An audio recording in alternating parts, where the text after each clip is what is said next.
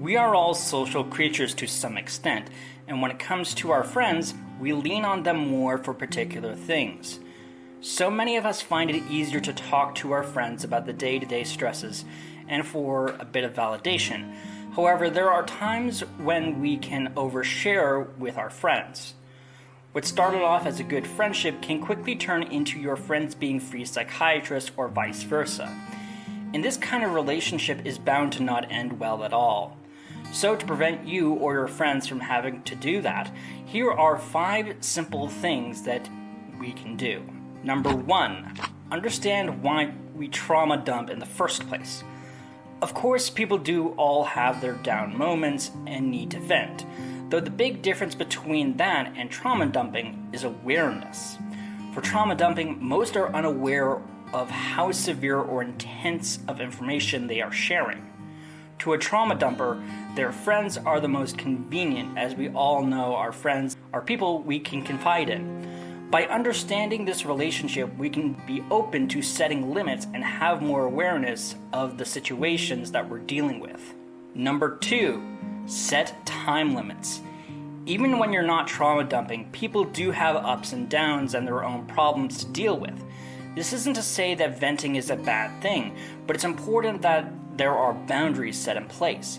In the case of trauma dumping, or just when you have a tendency to overshare, have a cutoff point put in place.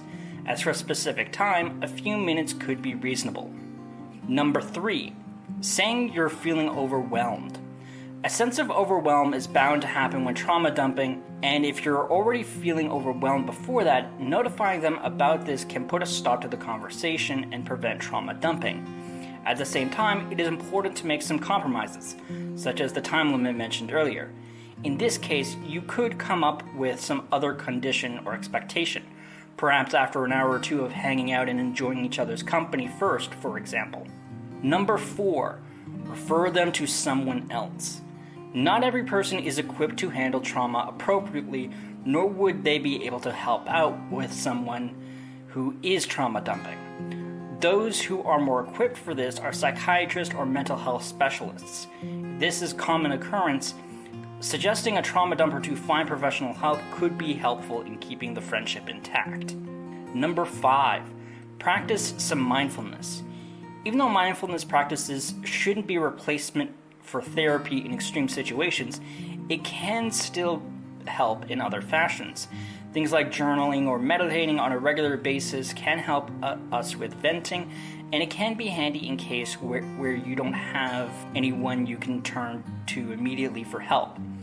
The idea of dumping your thoughts on a page and reading it later can be a good way to process emotions and better understand yourself. The thing to remember about these solutions is that recommending them to someone who is trauma dumping doesn't make you a bad friend. Friendships do need boundaries to some extent. In fact, setting these kinds of boundaries with someone you know is a trauma dumper can only strengthen your friendship long term.